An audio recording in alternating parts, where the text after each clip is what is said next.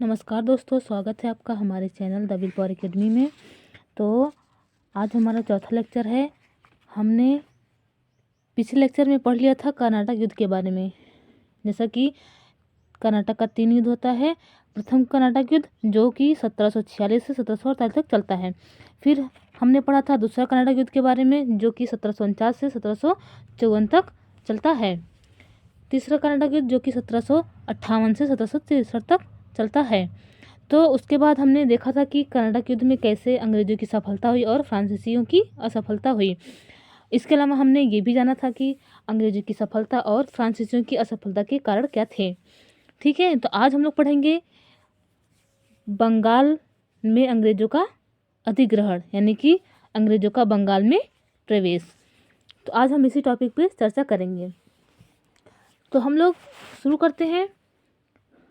हम लोग पढ़ेंगे अंग्रेजों का बंगाल में प्रवेश, यानी कि अंग्रेज बंगाल में कैसे प्रवेश किए। तो सबसे पहले हम इसकी थोड़ी सी भूमिका बनाते हैं। क्या है कि अंग्रेजों द्वारा बंगाल का अधिग्रहण भारत में 18वीं शताब्दी के उत्तरार्ध की ऐतिहासिक घटनाओं में से एक है।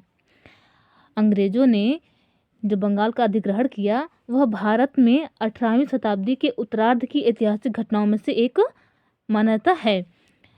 केवल 8 वर्ष के छोटे से वर्षकाल में, यानी कि 8 वर्ष के अल्पकाल में ही, जैसा कि प्लासी का युद्ध जो कि 1757 में हुआ था, इसके अलावा हम लोग देखेंगे 1764 में बक्सर के युद्ध के बारे में। तो इन दोनों के अंतराल कितना है? 8 वर्ष। तो उन्होंने क्या किया? 1757 से 1764 के बीच बंगाल के नवाब सिराजुद्दौला, मीर जाफर तथा मीर कासिम अपनी प्रभुता को कायम रखने में असफल रहे, जिसके परिणाम स्वरूप क्या हुआ कि बंगाल में कंपनी की संप्रभुता स्थापित हुई। ठीक है, तो देखेंगे हम लोग कैसे कि जो बंगाल के नवाब थे, जैसे सिराजुद्दौला, मीर जाफर, मीर कासिम, इनके बारे में हम लोग जानेंगे और इन्होंने अपनी संप्रभुता को कायम रखने के लिए किस तरह से संघर्ष किया। अंततः वे असफल ही रहे। ठीक है, तो शुरू करते हैं। बात है 1756 की। 1756 ईस्वी में बंगाल के नवाब अलीवर्दी खां की मृत्यु के बाद सिराजुद्दौला बंगाल का नवाब बनता है। तो 1756 में जब अलीवर्दी खां की मृत्यु हो जाती है, उसके बाद बंगाल का नवाब कौन बनता है? उसके बाद बंगाल का नवाब सिराजुद्दौला को बनाया जाता है। तो बंगाल के नवाबों एवं अंग्रेजों के बीच संघर्ष का प्रमुख कारण शुरू होता है 1717 से, जब मुगल बादशाह फर्रुखसियर ने शाही फरमान जारी कर दिया था। ठीक है, और इस फरमान में क्या था कि बंगाल में मात्र 3000 रुपये वार्षिक अदा करने पर कंपनी को उसके समस्त व्यापार में सीमा शुल्क से मुक्ति मिल जाएगी और कंपनी को इस क्षेत्र में वस्तुओं की आवाजाही पर हस्ताक्षर जारी करने का भी अधिकार दे दिया गया था। तो ये था फर्रुखसियर द्वारा जारी किया गया शाही फरमान। ठीक है, तो क्या हुआ कि इससे क्या हुआ कि उन हस्ताक्षर किए जा रहे थे अधिकारियों द्वारा, तो कंपनी के अधिकारियों ने उन हस्ताक्षरों का दुरुपयोग करना प्रारंभ कर दिया। इससे क्या हुआ कि अधिकारी इसका इस्तेमाल अपना व्यक्तिगत व्यापार कर न चुकाने के लिए भी करने लगे थे। इससे क्या हुआ कि नवाबों को जो लाभ हो रहा था, जो राजस्व लाभ हो रहा था, उसमें हानि होने लगी। तो इससे क्या हुआ कि नवाबों को राजस्व हानि प्राप्त हुई और बंगाल के जो नवाब थे सिराजुद्दौला और ब्रिटिश कंपनी के बीच तनाव बढ़ने लगा। और इसी बढ़ते तनाव के कारण नवाब सिराजुद्दौला ने कलकत्ता, जो कि फोर्ट विलियम कहा जाता है, तो कलकत्ता पर आक्रमण कर अंग्रेजों को वहाँ से भगाने पर मजबूर कर दिया। तो सिराजुद्दौला ने क्या किया कि अंग्रेजों को कलकत्ता से भागने पर विवश कर दिया और अंग्रेज ने भागकर फुल्टा द्वीप पर शरण ली। तो इससे क्या हुआ कि अंग्रेज वहाँ से भाग पड़े और भाग के कहाँ गए? फुल्टा द्वीप पर। वहाँ जाके उन्होंने शरण ली। तो अब क्या होता है हम लोग देखेंगे। तो हमने यहाँ नोट्स में लिखा गया है कि बंगाल का नवाब सिराजुद्दौला कब बनता है? 1756 में। तो उसने क्या किया? कलकत्ता किसके कब्जे में था? फोर्ट विलियम, यानी कि अंग्रेजों के कब्जे में था। इसके अलावा फ्रांसीसी चंद्रनगर पर अपना कब्जा जमाए हुए थे, मतलब उनका वहाँ पे व्यापारिक कोठी थी।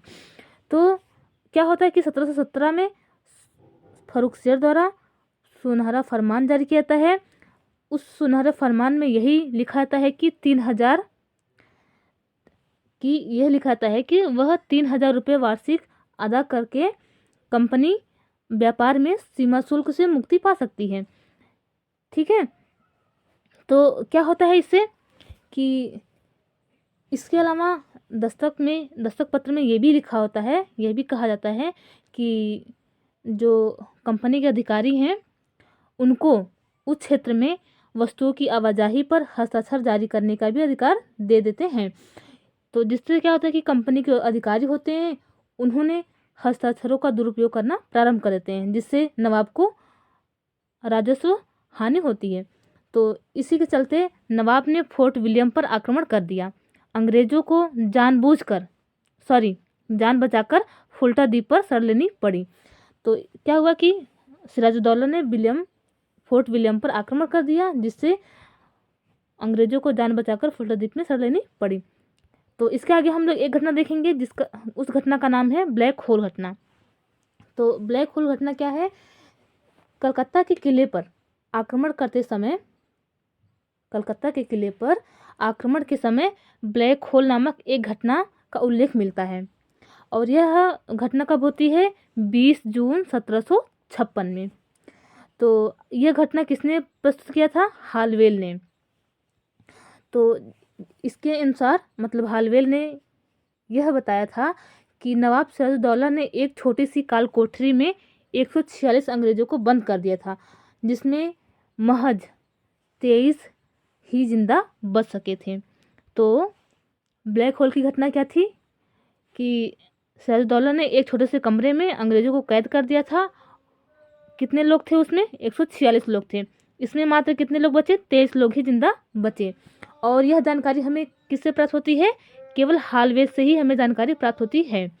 ठीक है, इसके अलावा कहीं और सोर्सेस से हमें ब्लैक होल घटना के बारे में कोई जानकारी प्राप्त नहीं होती है। केवल हालवेल ही ऐसा व्यक्ति है जिसने ब्लैक होल की घटना का उल्लेख किया है। इसने यह प्रस्तुत किया था इस घटना के बारे में। ठीक है, तो आगे हम देखेंगे कि क्या होता है कि सिराजुद्दौला ने जब वह फोर्ट विलियम पर कब्जा कर लेता है, वहाँ से अंग्रेजों को खदेड़ कर भगा देता है, तो सिराजुद्दौला क्या करता है कि उसने मानिकचंद को कलकत्ता का प्रभारी बनाया। तो सिराजुद्दौला मानिकचंद को कलकत्ता का प्रभारी बना देता है और इसका नाम बदलकर अलीनगर रख देता है। लेकिन मानिकचंद क्या करता है?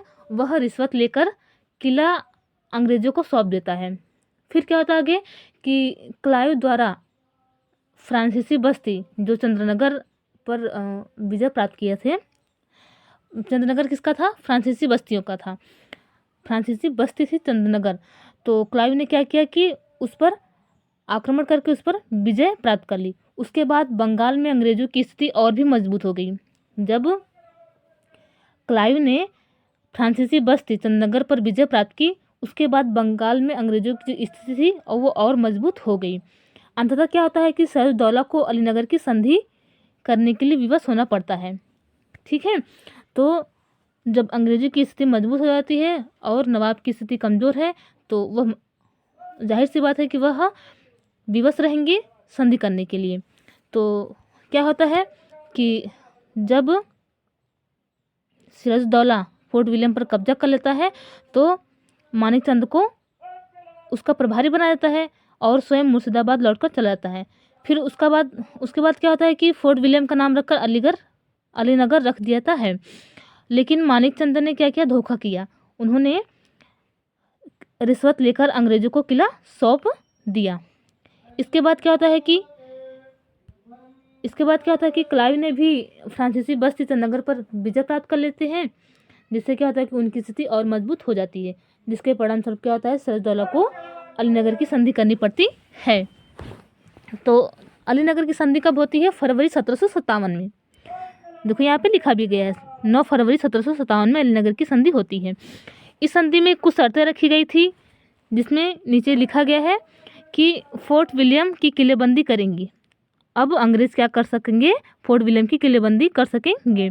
इसके अलावा यह भी बताया गया कि अंग्रेजों को सिक्के ढालने का भी अधिकार मिल गया था। तो इस संधि के तहत अंग्रेजों को सिक्के ढालने का अधिकार मिल गया था और नवाब अंग्रेजों को युद्ध क्षतिपूर्ति देगा, यानी कि युद्ध में जो अंग्रेजों को क्षति हुई थी उसकी क्षतिपूर्ति कौन करेगा, नवाब करेगा। तो नवाब अंग्रेजों को युद्ध क्षतिपूर्ति देगा। ठीक है, ये थी अलीनगर की संधि। आगे हम बढ़ेंगे तो आगे हम पढ़ेंगे कुछ षड्यंत्र होता है। अलीनगर की संधि के बाद हम आगे पढ़ेंगे कि दरबार में कुछ षड्यंत्र होता है जिसके परिणामस्वरूप क्या होता है, प्लासी का युद्ध होता है। तो हम लोग देखेंगे क्या होता है कि कालांतर में नवाब सिराजदौला की सत्ता पर कमजोर पकड़ और ढूलमूल नीति से प्रोत्साहित होकर अंग्रेजों ने बंगाल की गद्दी पर एक ऐसे नवाब को बैठाने का निश्चय किया था जिसे आसानी से वह नियंत्रित कर सके अपनी स्वार्थ सिद्धि के लिए। तो आप लोग ध्यान रखिएगा, अंग्रेजों के इस षड्यंत्र में दरबार के अन्य व्यक्ति भी शामिल थे। तो अंग्रेजों ने क्या किया, षड्यंत्र किया। अंग्रेज सिराजदौला को गद्दी से उतारना चाहते थे और उस पर किसको बैठाना चाहते थे, ऐसे व्यक्ति को बैठाना चाहते थे जो उनके नियंत्रण में हो और अपनी मनचाही कार्य करवा सके, यानी कि वह एक कठपुतली के रूप में उस गद्दी पर उसको बैठाना चाहते थे। तो इसके लिए उन्होंने षड्यंत्र किया। अब देखते हैं कि क्या होता है। तो अंग्रेजों के इस षड्यंत्र में दरबार के कई व्यक्ति थे। जैसे आप लोग देखेंगे कि पूर्णिया का शौकत जंग, मौसी घसीटी बेगम होती हैं, मीर जाफर होता है, राय दुर्लभ होते हैं, जगत सेठ और मानिक चंद्र, ऐसे व्यक्ति ये सब क्या है जो कि नवाब के है दरबार के व्यक्ति हैं। तो इन्होंने भी षड्यंत्र में शामिल थे अंग्रेजों के साथ। तो आगे क्या होता है हम लोग जानेंगे। अंग्रेज और दरबारियों द्वारा जो ये रचा गया षड्यंत्र था, इसमें जो कासिम बाजार के प्रमुख वाटसन की अहम भूमिका थी। तो इस षड्यंत्र में किसकी अहम भूमिका थी, कासिम बाजार के प्रमुख थे वाटसन, उनकी अहम भूमिका थी। तो इसके परिणामस्वरूप क्या होता है, प्लासी का युद्ध हम लोग देखेंगे जो कि 23 जून 1757 में होता है। तो क्या होता है कि प्लासी के युद्ध को भारतीय इतिहास के निर्णायक युद्धों में गिना जाता है। क्यों? क्योंकि इसने आगामी 200 वर्षों के लिए भारत की नीति को तय कर दिया था, यानी कि यह तय हो गया था कि अंग्रेज ही भारत पे शासन करेंगे। तो प्लासी की लड़ाई 23 जून 1757 को बंगाल के नवाब सिराजदौला की सेना और रॉबर्ट क्लाइव के नेतृत्व में ईस्ट इंडिया कंपनी की सेना के बीच लड़ी गई। प्लासी की युद्ध किसके बीच लड़ी गई, नवाब सिराजदौला की सेना के बीच और रॉबर्ट क्लाइव के नेतृत्व में ईस्ट इंडिया कंपनी की सेना के बीच लड़ी गई। ठीक है, तो आगे हम देखेंगे कि क्या होता है। अच्छा, यहाँ पे कुछ चीज़ें लिखी गई, आप लोग इसे समझ रहे होंगे कि ये क्या लिखा गया है। अच्छा, जिस समय प्लासी का युद्ध शुरू होने का मतलब चांस था कि प्लासी का युद्ध होगा, उसी समय क्या हो रहा था, मद्रास में अंग्रेज और फ्रांसीसी सप्तवर्षीय युद्ध के कारण कर्नाटक में युद्ध चल रहा था। जिस समय प्लासी का युद्ध हो रहा था, यानी कि युद्ध होने वाला था, उसी समय मद्रास में क्या हो रहा था, सप्तवर्षीय युद्ध के कारण कर्नाटक युद्ध चल रहे थे अंग्रेज और फ्रांसीसी के बीच। ठीक है, यही यहाँ पे दिखाया गया है। तो फोर्ट विलियम की रक्षा के लिए मद्रास से ही रॉबर्ट क्लाइव और वाटसन को भेजा गया था। ठीक है, तो जब कर्नाटक युद्ध चल रहा था, मद्रास में कौन था, रॉबर्ट क्लाइव और वाटसन। तो फोर्ट विलियम का है कलकत्ता में, तो इसी की रक्षा के लिए रॉबर्ट क्लाइव और वाटसन को भेजा गया था। ये बातें यहाँ पर बताई गई हैं।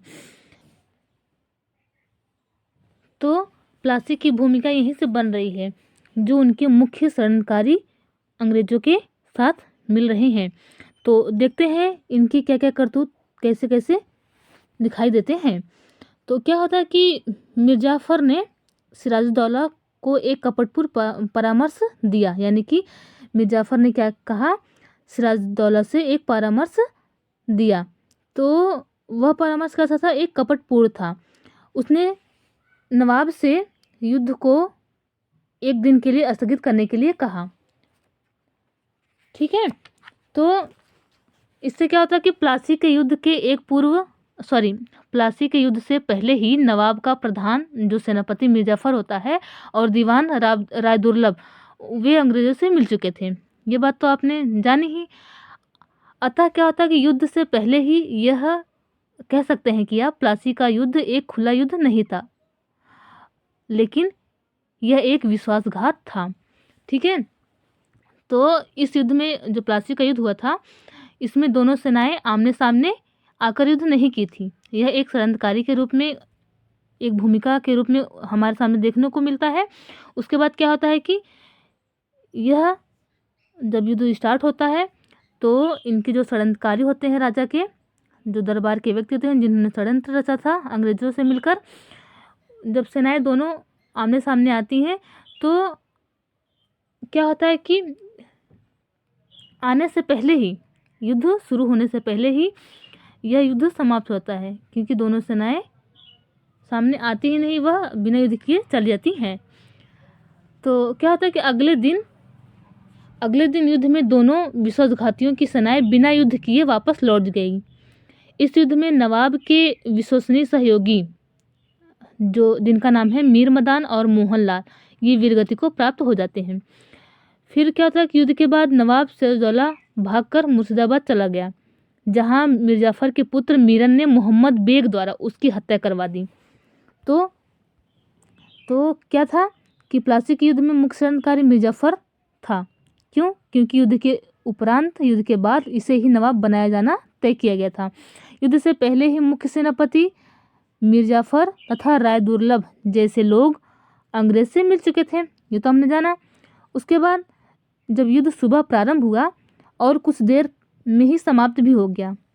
ठीक है, कुछ देर में क्या हो गया? समाप्त हो गया। क्यों?